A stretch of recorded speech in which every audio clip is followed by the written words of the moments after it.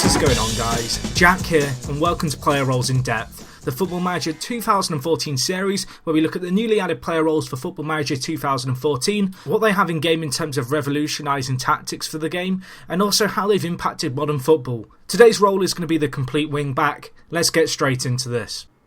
The complete wingback role is an all-new addition to Football Manager 2014, opting as a secondary role option for players choosing to play a player in the wingback position.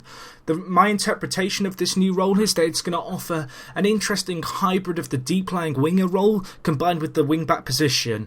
Best utilised by players who have good defensive credentials, however have real creative and passing ability when going forward.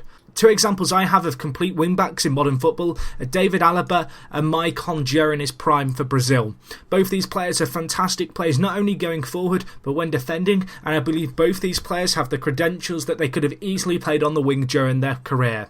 When it came to establishing what the key attributes associated with this role could be, I decided to look at the existing wingback role and the key attributes for it. One thing that really surprised me was the lack of passing and creativity need as well as dribbling in a player playing in the wingback position, as well as first touch. I believe these attributes are going to be essential when playing a player in the complete wing-back role. As I mentioned, I believe it's going to be a player who has real credentials when going forward, and unlike the wing-back position, almost acts as a midfielder when in possession of the ball. I think this may be a better alternative to the defensive winger, a role in other Football Manager games that was very underused, mostly because most wide midfielders where the role could be played don't have the defensive credentials that complete wingbacks may have. Anyway, other attributes associated with this role I believe include dribbling, crossing, first touch, marking, tackling, technique, creativity, positioning, work rate, acceleration, pace and stamina. This is a really well-rounded off position and one that you're going to really need to have a technically gifted player to play him in. For today's example of the complete wingbacks in action, we're going to be looking at the Brazil 2002 side that won the Japan and Korea World Cup, which was a real big surprise for them. Prior to the tournament, they'd really struggled to qualify, and I think they qualified by 3 points, and Felipe Scolari, who managed them, only managed to scrape them through, having joined their qualification campaign fairly late on. Due to a number of injuries that they had to first-team players, they had to really shape up their midfield, and as a result, they relied heavily on their wing-backs to support their three creative players up front. So their side consisted of this kind of, I want to say a 5-2-3 formation. Up front they had Ronaldo, Rivaldo and Ronaldinho, three of the best kind of creative flair attacking players in the world at the time. They lacked the real talent in the centre midfield position, and so they opted to have Cafu and Roberto Carlos in either wing-back position. When they set up in the defensive phase of play, Brazil were a very rigid and very disciplined side, with a core of players in the centre, with occasionally Ronaldinho and Rivaldo dropping back to help. But what blessed this side the most was when they went forward with play.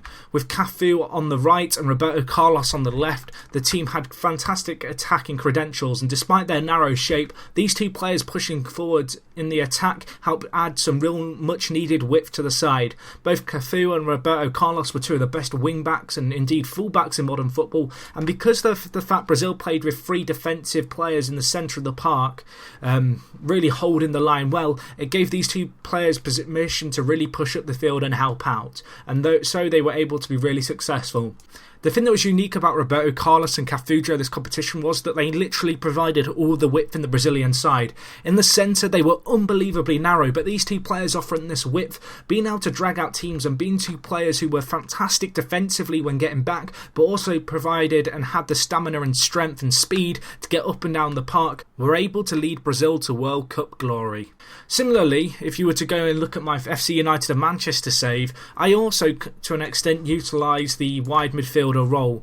It's an interesting one, but when I play, I'm playing a 5-2-1-2 formation of sorts. It's an interesting one and one that I hadn't tried prior to this game of FM. However, for me, it's worked wonders. With my tactic, however, I have a similar attacking three up front, however, I opt to have one centre-back. What this allows is my complete wing-back players to push far up the field and not have to worry about defending so much. The three rocks at the back and the centre-back positions are able to deal with most attacking threats, and so it's very rare that my attacking players and my complete fullbacks get caught out when on the attack.